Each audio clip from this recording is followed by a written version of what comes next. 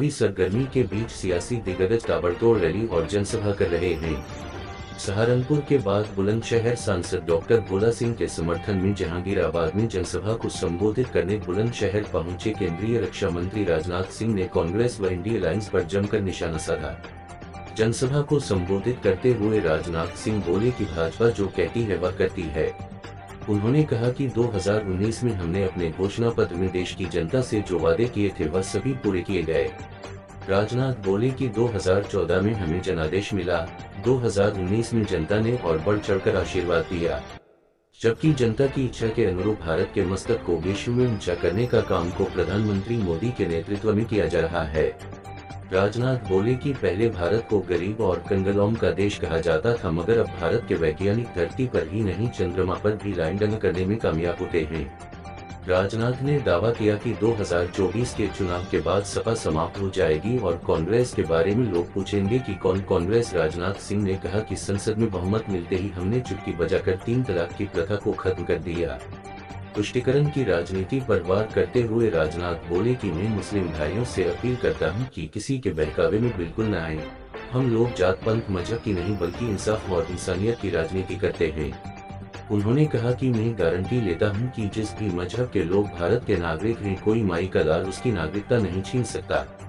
राजनाथ बोले कि हमने वादा किया था जिस दिन बहुमत मिल जाएगा हम अयोध्या की धरती पर भगवान राम का भव्य मंदिर बनाएंगे। हमने वह कर दिखाया। वह बोले कि मुझे याद है कि जब 2017 का विधानसभा का चुनाव चल रहा था तो इन लोगों ने नेगेटिव चलाया कि भाजपा से उत्तर प्रदेश के पिछड़े नाराज हैं। 2019 में चलाया कि ब्राह्मण नाराज हैं। 2022 में नेगेटिव चलाया कि जाट नाराज हैं। अब यह चला दिया कि राजपूत नाराज हैं। लेकिन कांग्रेस या सपा यह मानने को तैयार नहीं है कि इनसे पूरी यूपी नाराज है। सपा पर तंज कसते हुए राजनाथ सिंह बोले कि सपा की हालत यह हो गई है कि वह रोज प्रत्याशी बदलती है, जबकि कांग्रेस को प्रत्याशी नहीं मिल रहे हैं। बता दें कि केंद्रीय रक्षा मंत्री राजनाथ सिंह जहांगीराबाद स्थित अनाज मंडी में भाजपा प्रत्याशी डॉक्टर भोला सिंह के समर्थन में आयोजित जनसभा को संबोधित करने के लिए पहुंचे थे। Editor in chief Farooq Khan, खास रिपोर्ट। अब हमारे विरोधी पार्टी के लोग कहते हैं जाति का 260 रुपया कोई दुनिया में राज्य का वही दर्जा है जो हिंदुस्तान के अन्य राज्यों का दर्जा है। हम लोगों ने कहा था हमारी सरकार में हम अयोध्या की धरती पर भव्य राम का मंदिर बनाएं। बराबर हम लोग 1984 से यही नारा लगाते थे। हमारे विरोधी ये कहते थे यह भाजपा वाले जनता की आंखों में धूल झोंक रहे हैं। जब भी चुनाव आता है तो कहते हैं रामलला नहीं, मंदिर यही बना, लेकिन तारीख नहीं बताई। लेकिन ऐसा जो कुछ भी हमने कहा था वो करके दिखाया है। 28 जनवरी को रामलला अपनी झोपड़ी से निकलकर आकर अयोध्या में अपने महल में बैठ चुके हैं। बहनों भाइयों, मैं समझता हूँ कि राम राज्य का इतिहास ऐसे नहीं चलेगा।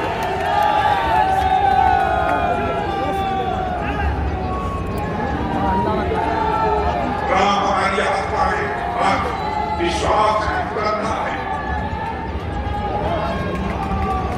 भारत के उत्तर में चले जाइए, दक्षिण में चले जाइए, पूर्व में चले जाइए, पश्चिम में चले जाइए,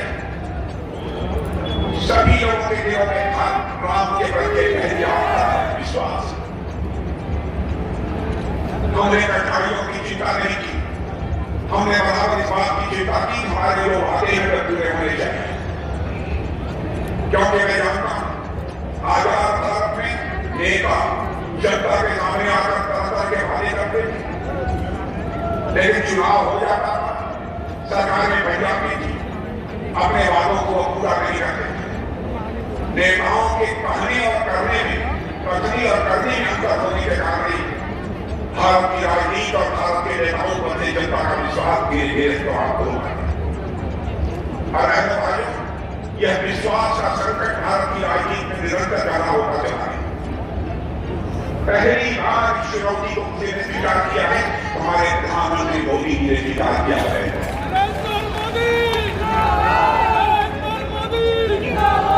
देश की जनता भी समझने लगी है, ये लोग जो कहेंगे वो करेंगे। हम लोगों ने कहा था हम आएंगे नागरिकता का कानून पास करेंगे। यहाँ पर हिंदू मुस्लिम का लोग खेल खेलते हैं। बहन भाइयों, जितनी हमने राजनीति की है, समाज को बांट कर कभी राजनीति नहीं की है। हमने हिंदू मुसलमान ईसाई इस आधार पर बांट कर हम लोगों ने राजनीति नहीं की है। भारत का जो भी नागरिक है, सभी भाई भाई हैं, बराबर इस नजरिए से हम लोगों ने देखा। हम लोगों ने कहा था हमारे 3 तलाक की प्रथा को समाप्त करें। हमारे विरोधी दल के लोग कहते थे 3 तलाक कैसे समाप्त करें? ये तो मुस्लिम समाज के द्वारा होता है, मुस्लिम धर्म के लिए उसको क्या कहते हैं?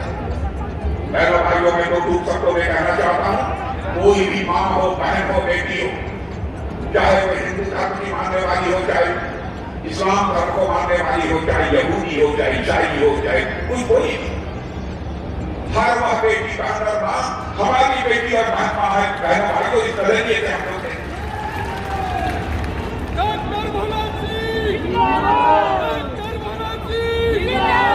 हम कैसे इस बात की इजाजत दे सकते हैं कि आप किसी से शादी कर लीजिए और 10 दिन के बाद 3 बार तलाक बोलकर आप उसे छुट्टी कर लीजिए। यह हमारी ये कृत्य भारतीय जनता पार्टी कई स्वीकार नहीं कर सकती। सरकार बने या न बने, सरकार भाड़ में जाए आपको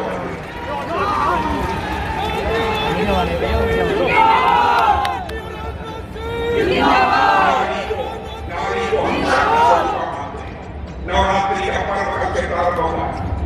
शक्ति की हम लोग पूजा करते हैं। यह हमारा भारत का चरित्र है। हम लोग नागरिकता कानून समाप्त कर देंगे, कर दिया क्योंकि हम लोग कहते हैं कि हिंदू मुसलमान के बीच हम नफरत पैदा कर रहे हैं। आज सारी दुनिया में भारत का मस्तक ऊंचा हुआ है। और मैं आपको बताना चाहता हूं, लंबे समय से विदेशों में भी मेरा जाना होता है। दुनिया के कई देशों के बीच जो बड़े बड़े सम्मेलन होते हैं, अंतर्राष्ट्रीय मंचों पर भी मुझे बोलने का बड़ा मौका प्राप्त हुआ। 2014 में अपनी सरकार बनने के पहले भी मैं दुनिया के दूसरे देशों में जाता था और अंतर्राष्ट्रीय मंचों पर बोलता, लेकिन भारत की बातों को कोई गंभीरता पूर्वक नहीं सुनता। एक काम से सुनते थे, दूसरे काम से निकालते थे। आज आपको गौरव की अनुभूति होगी। आज भारत दुनिया के मंचों पर कोई बोलता है, सारी दुनिया कान खोल कर सुनती है भारत बोल क्या रहा है, यह भारत है।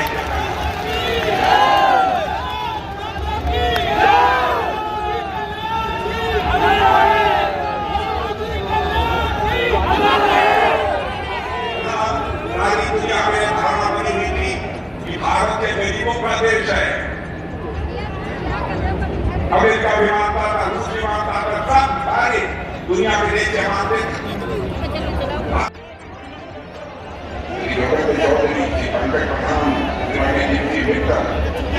इस स्थान पर किसी सार्वजनिक सभा को संबोधित करने के लिए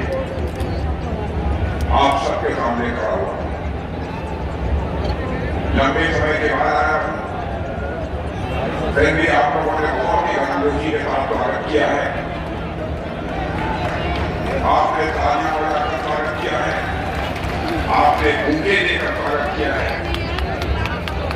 आपने फूलों की मोटी हार पहनाकर मेरा स्वागत किया है। लेकिन मैं जानता हूं भारत की परंपरा है, हमसे सरकार का तकाजा है। स्वागत, अभिनंदन और सलाम के बाद और यह कथा नहीं होना चाहिए, लेकिन मैं भी अपनी तरफ से शीश झुकाकर आप सभी बहनों भाइयों का हार्दिक अभिनंदन करता हूँ। मेरे बहनों भाइयों, आप लोगों ने उत्तर प्रदेश में 2017 में सरकार बनाई और उसके पहले 2014 में मोदी जी के नेतृत्व में केंद्र में आप लोगों ने भारतीय जनता पार्टी के नेतृत्व की एनडीए सरकार बनाने का काम किया। 2019 में पूरा आप लोगों ने भारतीय जनता पार्टी की सरकार बनाई। आप लोगों ने जब भी जरूरत हुई है भारतीय जनता पार्टी की झोली को भर दिया। और मैं कहना चाहता हूं, इस अपेक्षा के साथ विजय का माया पताका को सारे हिंदुस्तान में पार रहा है। मैं दावे के साथ कह सकता हूं, वह भारतीय जनता पार्टी के नेतृत्व की एनडीए सरकार आपकी अपेक्षाओं की कसौटी पर पूरी तरह से खरी करने में कामयाब रही। इसे हर भारतवासी यदि अपने कलेजे पर हाथ रखकर दूसरे सवाल पूछे तो स्वीकार करेगा। मोदी जी के भारत का प्रधानमंत्री बनने के बाद सारी दुनिया में भारत का मस्तक ऊंचा हुआ है। मेरे पहलवान पहले दुनिया में दूसरे देशों में हम लोग जाते थे और अंतर्राष्ट्रीय मंचों पर कुछ बोलते थे। हम लोग अपनी बातों को जितनी गंभीरता पूर्वक लिया जाना चाहिए नहीं लिया जाता। लेकिन आज दुनिया में किसी भी देश में हम जाते हैं, किसी भी मंच पर यदि हम बोलते हैं तो सारी दुनिया कान खोलकर सुनती है कि भारत बोल क्या रहा है। यह भारत की हैसियत सारी दुनिया में बनी। बहुत ही सम्मान के नजरिए से भारत को सारी दुनिया में देखा जाता है। लेकिन मैं आपसे कहना चाहता हूं, इससे पहले की राजनीतिक पार्टियों को भी काम करते हुए आपने देखा है इस भारत में, और हम लोगों की सरकार को भी काम करते हुए भाजपा एनडीए भाई पीछे हाथ कर ले, भाई पहलवान पीछे हाथ कर ले। हाँ बहनों भाइयों, मैं दावे के साथ कह सकता हूं कि हम लोग हिंदुस्तान की एक ऐसी राजनीतिक पार्टी है जो कहते हैं वह करते हैं। और मैं पत्रकार मित्रों से भी कहना चाहता हूं, हमारी कोई बात यदि गलत हो तो अखबार के पन्नों पर लिख दें। मैं उसके लिए खेद व्यक्त करूंगा। और यह बात मैं इसलिए कह रहा हूं कि जिंदगी में हमने राजनीति की है तो जनता की आंखों में खून झोंक कर राजनीति नहीं की है, जनता की आंखों में आंख डाल कर राजनीति की है। मैंने अपने घोषणा पत्र में जो कुछ भी कहा, जब भी चुनाव आया, मैं आपको याद कराना चाहता हूं 2014 में भी अपने चुनावी घोषणा पत्र में जो भी वादे किए थे हम लोगों ने अक्षरशः अपने वादों को पूरा किया। उस समय 2014 में भारतीय जनता पार्टी का राष्ट्रीय अध्यक्ष मैं ही था। बार बार मोदी जी मुझसे यही कहते थे, राजनाथ जी आगे देख लीजिएगा कि चुनावी घोषणा पत्र में कोई ऐसा वादा न हो जिस वादे को हम पूरा न कर पाए। अरे आप चिंता रखिए, 2019 में भी जब घोषणा पत्र बनने लगा तो उन्होंने कहा कि घोषणा पत्र कमेटी की अध्यक्षता कोई करेगा तो राजनाथ सिंह करेंगे।